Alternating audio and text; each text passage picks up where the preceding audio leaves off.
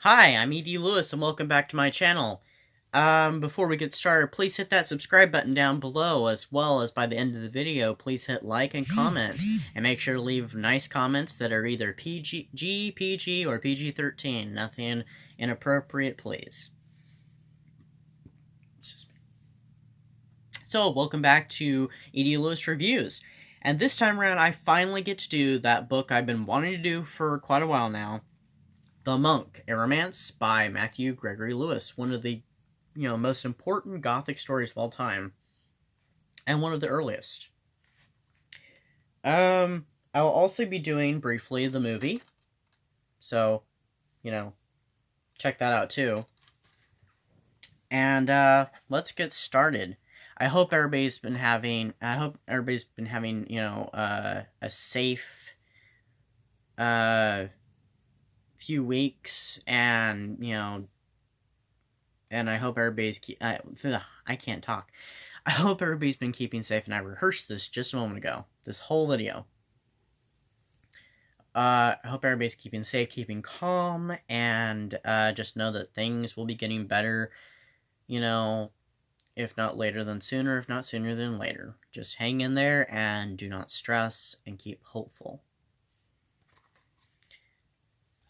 So, anyway, we're doing The Monk, a Romance by Matthew Gregory Lewis. I have my notes down below.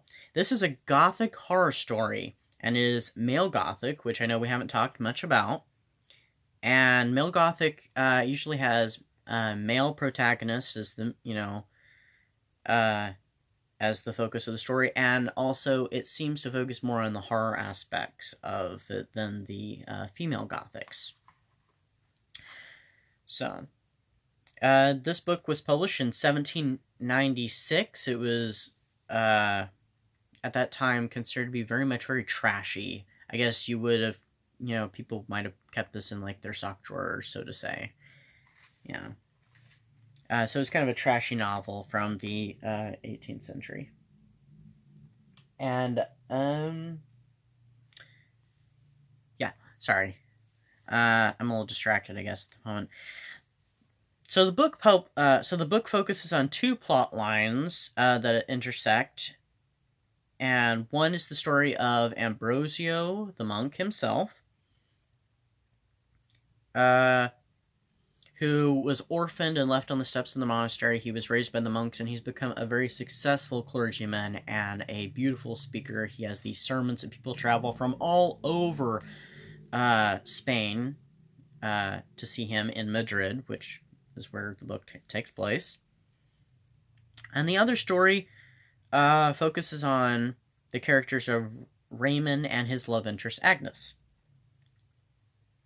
So the book starts out with the virginal and gorgeous maiden Antonia arriving in Madrid with her mother to listen to one of Ambrosio's sermons. And she meets a man named Lorenzo, who becomes her love interest, and throughout the book, he is courting her and, pursuing her throughout. This book also has a very historical setting to it because of the Inquisition is going on at this time, and so there is Inquisition stuff going on at the toward the ending of the book, and so huge historical thing, which a lot of Gothic novels have historical elements to their stories. Not all, but many do. Trying to find where I left off. So, in the meantime, Raymond is, who spends the novel trying to see and be with his beloved Agnes, who is a nun at a nearby abbey. And he becomes acquainted with Lorenzo, who turns out to be Agnes's brother. Now, there is a subplot storyline regarding a very famous and interesting character called the Bleeding Nun, and it's the backstory for Raymond and Agnes, and that one's very cool, and I think also that should have been a book within itself, because that would have been really cool. The nuns come to Ambrosio at the monastery at one point, fairly close to the beginning, for confession. And this is where Agnes ends up revealing that she is pregnant with Raymond's child. He cannot forgive this, and so then he turns her over to the prioress of her abbey, and this kind of seals her fate. So she has to be punished by her, and they do all kinds of terrible things to her. And some of that's revealed later in the book, exactly what they do. Where Raymond is constantly trying to go see her, trying to find out what's happening with her. And he even disguised himself as a gardener at one point, as I think a traveling bard or something. And I'm thinking for some reason he may even temporarily dressed up as a nun. But I read this over Christmas and finished it in early January, so it's been a little while since I finished it. So I'm a little sketchy on that part of it. So not long after that happens, Ambrosio has this friend who's a fellow monk, and he's younger than him. He finds out that this very close friend of his turns out to be a woman named Matilda. I don't remember the name he goes by, what she goes by as a monk in the story, and in the movie, it's a different name. He finds out that she's actually a woman, and the reason why she became a monk is because she saw him some time ago, and she fell absolutely in love with him, and so she wanted to be near him, and that's why she disguised herself as a man and became a monk. So he cannot reconcile with this. He's like, no, you can't stay here, you have to leave, and so he's going to send her away. But she's like, oh, but I just want one thing then, a rose from your beautiful garden, because he tends a garden in the courtyards. And so he goes to get her a rose, because it's a simple request, and he ends up getting bitten by a serpent, a very venomous one, and it puts him nearly at death's door. Matilda ends up nursing him back to health and sucking out the venom herself, placing her in danger. He recovers, and while she is dying, she requests one thing, and he gives it to her, which is him breaking his vows and having sex with her. So, which is a big part of the plot of some of the themes of this book, because this book deals with morality, religion, good versus evil, temptation, all kinds of things it deals with. And so he has sex with her and breaks his vows, and then shortly after that, she comes back fully recovered, and he wants to know how. And it's through witchcraft that she does this. And so she's, did her little magic thing in the garden, and, she's back to normal. So he continues a sexual relationship with her until he falls in love with this one woman, and he wants her. He just starts desiring her. And so Matilda's not happy about this, but she agrees to help him. And with her, and they end up calling up the devil. So that's as far as I'm going to tell you about the plot. There is all kinds of things in this. There is witchcraft, which I just said. There's calling up the devil in this. There's rape, incest, murder. This book is truly like the craziest thing you probably will ever read. Sorry, my tablet went off. And I only have the digital copy. I don't have a physical copy. Which we'll talk more about that in a little bit too. But this is probably the craziest book you'll ever read. So, and a lot of people who may not be interested in it because it's so old and it's a classic novel, it'll be boring. Some people have a tendency to read it and they're like, oh my god, this book is so good, this is insane, and they get hooked. So, and it is a long book, but it is an insane story. I actually came by it quite accidentally, because I was watching one of my favorite channels. I was actually just getting into the channel at the time that I discovered it, and I sought the book out afterwards, and which I'll do a shout out to Regina's Haunted Library, by the way. Check her out. And she did a review on The Monk, and I only watched a couple minutes of the video, and she had spoilers in it, and I was like, oh my god, I have to check out this book. So I paused the video, went out of it, and I'm like, I can't come back to this video until I finish the book. So I came back to it in January and watched the rest of the video. And I think I commented the time I saw some of it, and then I commented again later. So, next we'll talk about the movie really quick.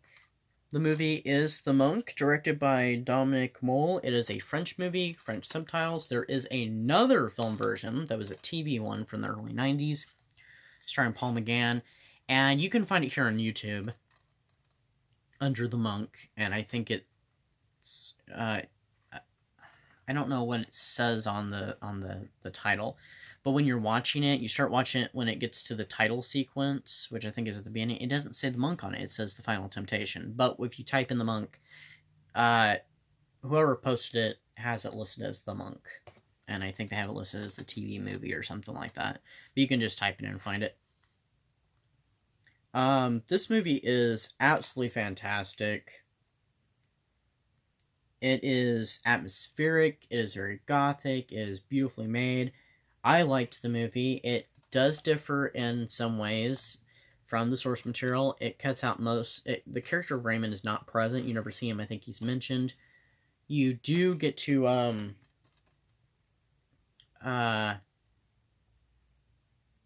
see Agnes. Her story and fate is changed though in the movie. It focuses more on the plot pretty much it focuses mostly on Ambrosio himself, and you don't see as much of Lorenzo, because Lorenzo seems to be more of a secondary character and not so much of a main character like he is in the book. Also, the character Matilda, like I said, when she's pretending to be a monk, which you see her arrive in this, whereas in the book you don't, she wears a mask and stuff to conceal herself instead of having really short hair and, pretending to be a man and holding her hood on most of the time. And so, she goes by a different name, and instead of the monk being bitten by a serpent in his garden, he gets bitten by a centipede, and there are other minor little changes. The ending of the movie is a little different than the book. Like the third act, they changed the third act. I mean, some of this event, the main events still happen, but they cut out a lot of the third act, and then they changed the ending slightly, and I kind of feel like that's where the movie kind of falls apart a little bit. It's still really good from beginning to end, and I feel like you do get kind of a redemption thing with one of the characters, but I feel like they should have went more with what happened a little more within the third act, and the movie is only an hour and 41 minutes. I think they could have tacked on another 10 minutes or 19 or 20 minutes to it, and that would have helped, and just kind of done more from the book there, even if it was an abridged version of some of the events. I think they could have done that, but it's still a fantastic movie, and it's very beautifully done, especially the transitions. So I would check this out if I were you. 2011. It is French with French subtitles. I mean French with English subtitles, sorry. But it's still a really good movie. You can probably rent this on Amazon. Probably even rent it here on YouTube. You can definitely, of course, it's available for purchase. The Monk, you can buy it in paperback, probably hardback, I'm sure. I have the digital, of course, and this copy I got, there's several of them on there. It was 99 cents. There's like at least another one I know for 99 cents on Amazon. I'm sure. But there are other bookstores too. You can also, I'm sure, Barnes & Noble probably has a digital copy too. Or you can get paperback. But this was 99 cents. There's at least another one that's 99 cents too. And I know there's one that's for $1, and there's some for a little bit more. That's like a couple dollars more. I don't think too much higher than probably about $5 or so. And there's illustrated ones, and I'm sure there's an illustrate one with color illustrations, because I have pictures of color illustrations too. So I'd check that out. I think if there would have been, if they had done the movie differently, or if it had been an American version or a British version. I kind of feel like they could have done the movie done a little closer to the book. They could have left out some things, and then they could have done a spin-off film. And this could still be done in the future, of course. Doing it with the focusing on the bleeding nun story, like they call it, the monk mystery of the bleeding nun or something. Or even do a movie just based around the bleeding nun, because that part of the book is fantastic. So, and it's creepy and it's cool, and so. But please follow me on Twitter and Instagram. Those links to that are down in the description. Along with, if you'd like to buy my book, which is The Curse of Rydge House, and it's not too long of a read, you can get it in paperback and Kindle edition on Amazon. There's a link to that too. Please check out my author page on Amazon as well, and the official Facebook page for my book, The Curse of Rydge House. And all those links are down below in the description. So I hope that everybody is not getting too stir crazy. I hope you're finding lots of entertainment. You're keeping safe. You're practicing social distancing. Things will get better before you know it. You just have to hang in there and don't panic. Panic leads to, fear. You really should not be afraid. Things are not as bad. A lot of people are making it worse by panicking. And yes, there are businesses that are restricting their hours, temporarily closing. They will reopen. Have no fear. They will reopen. The hours will be extended. When this gets contained enough and stuff, then things will get so much better. So just keep hopeful, and escape through reading, movies. Write if you write, do puzzles, work on your house. I'm sure there's things that could be done. You could tidy up. It's spring now. Happy spring. Do some spring cleaning. You probably can't donate anything right now, but, I'm sure you can at least tidy up your homes, reorganize. There's all kinds of things you could do. Just remain hopeful and keep calm. Keep calm and, keep on keeping on. So, things will get better before you know it. And that could take a while. It could take longer. It could take a short amount of time. Who knows? Just hang in there. So without any more further ado, I'll see you next time on my channel. And have a great rest of your day. And happy spring. So, bye-bye.